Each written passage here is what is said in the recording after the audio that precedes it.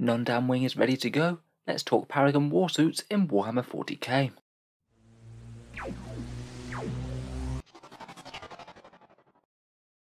Hello and welcome back to Auspex Tactics, the strategy-focused 40k channel, where today we're talking about the new Sisters of Battle Paragon Warsuits, whose rules came out in the recent codex.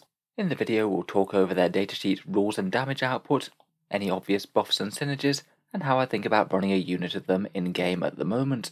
In the lore, these mini Sororitas Dread Knights are only worn by the purest Celestians. Apparently they have machine spirits that are very difficult to tame, and will reject all but the purest of the pure. For those that do manage to form the bond though, the payoffs are enormous. They're used by a shock assault for the Sisters of Battle, with the firepower and combat abilities to rival a Space Marine Dreadnought, and their armoured shells impervious to all but the highest intensity anti-tank fire. In any case, let's see what these mini Sisters Dread Knights can do in game. So Paragon Warsuits are an elite's choice for Codex Adepta Sororitas. They're 240 points for the squad of 3, you can't take any more or less than 3. Though at the moment there is a bit of a codex misprint saying that they're 240 points per model, which is obviously wrong based on their stats. In any case, if we do go with the 80 point assumption, they're movement 8, weapon skill and ballistic skill 3+, strength and toughness 5, 4 wounds, 3 attacks, leadership 8 and a 2+ save with their 6+ invul from Shield of Faith. Individually per the model they're at least fairly tanky, though to be honest for 80 points they're not enormously so. Their Paragon Warsuit does grant them a very helpful special rule though, as they take -1 damage from enemy fire. Combined with toughness 5 and a 2+ armor save, it puts them in a bit of a weird position. They're going to be pretty tough to shift with standard anti-infantry fire, very hard to remove with damage 2 weapons, but actually fold fairly easily to high damage and high AP weapons, things like Drakari Dark Lances or Admech Cognis Las Cannons with D3+3 damage. They do have a Paragon Superior in the unit who gets +1 attack and leadership, and they have some interesting keywords going on as well. They are core units, they are Celestians, and they also count as vehicles as well. Core gives them access to a bunch of buffs. Most character auras and buffs can be used on them. There's just a few things that they're locked out for as vehicles, things like being healed by the Hospitaller and getting the boost to their Shield of Faith save via the Warlord trait aura. Being a vehicle is kind of handy for some other things though. It does mean that they can potentially shoot in combat if they get the opportunity to. Each warsuit essentially has 3 weapons, a melee weapon which is either a warblade or a war mace, a main ranged weapon which is either a heavy bolter, ministorum heavy flamer or a multi-melter, and then a carapace armed option that's either a storm bolter or a 2-shot crack grenade launcher. Aside from the multi-melters, you don't have to pay any points for any of the upgrades. For the melee weapons, the warblade is strength +1, so strength 6, AP -3 and damage 2, and you get +1 attack with it. The war mace is strength +4, so strength 9, AP -2 and flat damage 3, and it's also -1 to hit. It means that the warblade is typically going to be comfortably ahead when fighting hordes or heavy infantry, but the war mace will generally win against tanks. Out of the ranged weapons in the left hand, you've got the choice between the heavy bolter, the ministorum strength 6 heavy flamer, or the multi-melter. Just for the raw firepower, I do feel that the multi-melter is the best bang for the buck for the extra 10 points, though of course it does serve to make an expensive squad even more expensive. Finally, out of the storm bolters and the crack grenade launchers, I prefer the look of the storm bolters. That's 4 strength 4 shots at 24-inch range, or 8 within 12 inches, and that could serve for a really good surprise anti-horde punch. It's a fair bit ahead of those crack grenades in my opinion. Overall, the warsuits are looking like a fairly solid battle line unit, pretty decent damage both at ranged and in melee, access to a lot of buffs. Maybe the only questionable thing is their durability, where they'll be fairly good against small arms, but potentially a bit on the fragile side if they're targeted by dedicated anti-tank. Here are a few numbers on the damage output for the unit, assuming a full squad of 3, and here are some of the numbers when you compare the swords with the maces. The swords win against hordes, intercessors, and are about equal on 3 wound gravis marines. They're particularly strong at killing intercessors, where the swords will kill around about 5, and the maces will do more like 3. The maces do win out against toughness 7 or 8 vehicles though. On average per turn you get around 7 wounds over multiple rounds of combat, which beats out the average of 5 wounds for the squad with the swords. Of course, both can be improved by a bunch of different buffs. The maces will get a bit more out of getting hit roll buffs or AP buffs, and the swords will be a little bit vulnerable to any -1 damage effects, such as say when you're fighting Death Guard or Space Marine Dreadnoughts. Overall, I think that they're quite well balanced. It's just whether or not you want to slant your unit more to being able to deal with infantry or with heavy hitters and tanks. In any case, either loadout can be made far stronger with Bloody Rose and Sacred Rites, as we'll get onto in a second. When they get up close, those storm bolters certainly shouldn't be underestimated. At 12 inches they'll kill around 7 guardsmen 1 intercessor, or around about 2 wounds to Gravis or vehicles. Not bad for the auxiliary guns on the unit, to be honest. And I think that multi-melters are perhaps the best balance of heavy weapon. They don't have to get up really close like the flamers, and as they're mounted on a unit that's going to be stomping forward into combat, they can hopefully chip away damage at heavy hitters as they move up. Durability wise, it's not hard to see why the Warsuits are a lot better at tanking anti-infantry fire. Each one will take around 36 bolt rifle hits or 9 plasma hits to gun down, but only 4 las cannon hits and only 2 or 3 dark lance hits, which do seem to be like one of the best things for killing them, having both very high damage and very high AP. So as a core unit, they can get an absolute ton out of all the stacking buffs in the Sisters Codex, and here are some of the best options. They'll very much enjoy the Sacred Rites, either for a boost to their charge rolls or exploding 6s to hit in melee. The Maces in particular would enjoy the latter one, as it adds an extra 33% to their damage output. As big expensive units, they're also quite good targets for miracle dice, automatic charges, passing saves on your 6+ invul when you need to, or just massively amping up a multi-melter damage roll, all seem like pretty reasonable targets if you have a few high results going. As a core unit, most of the orders will be able to get some good things out of them, but perhaps some of my favourite 3 orders for these are Bloody Rose, Ebon Chalice and Valorous Heart. Bloody Rose massively increases their damage output with +1 attack and -1 AP, and they could also be a very good target for Tear Them Down, particularly say if you were using the swords against Toughness 8 vehicles or something.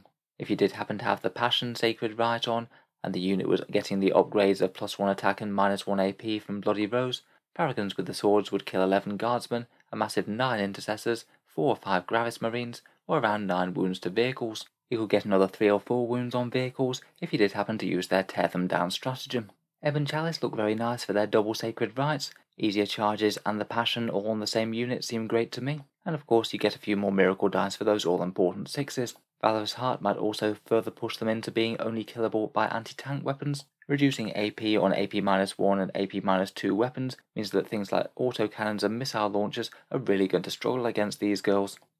The Sisters have tons of buffing characters in the new book, and there's quite a lot of different ways that you could go for buffing these if you wanted to. You could use a Palatine, Canoness, or Morven Val for rerolls, and they do seem like they're a particularly good fit for Morven Val to run alongside.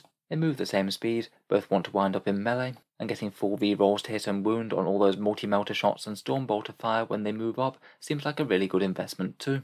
A unit with her full rerolls going into melee is going to be pretty spectacular as well. And a Magifier could maybe give them an extra point of strength for Strength 7 swords, and also allow them to reroll charges. The Dogmata could give them Obsec, and they're a fairly good target for Hymns of Battle, potentially getting another extra attack each, +1 to their Shield of Faith invul save, taking them to a 5+, or maybe even the Catechism of Repugnance one, getting some auto wounds on 6s and AP -1 on those Stormbolters could actually be fairly strong in the right circumstances.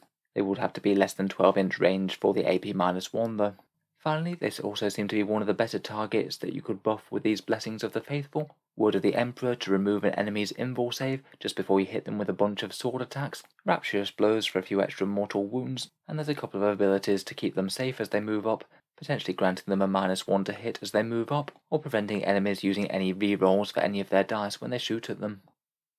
Finally, as a very big meaty unit, they're a pretty good target for stratagems, and have some solid options for when they engage the enemy. Exceptional Prophecy, the Celestian one, can give them +1 to hit either in shooting or in the fight phase. Seems pretty strong either on multi-melters or just to get those maces up to hitting on 3s.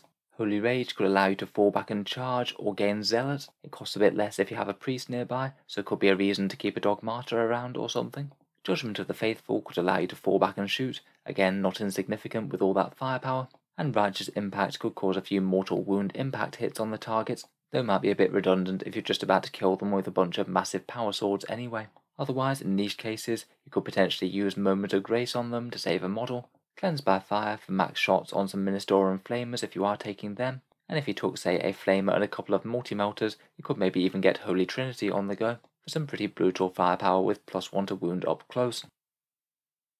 So how would I actually think about using these in game then? For me, the loadout that I'm initially drawn to is Stormbolters, Swords and Multi-Melters, though I certainly think that I could be tempted to swap the swords for maces. Both the combat weapons seem pretty solid to me. After the buffing options, I'd be most tempted by Morven Val herself, maybe accompanied by a priest with war hymns, ideally either a Dialogus or a Dogmata with the extra war hymn relic.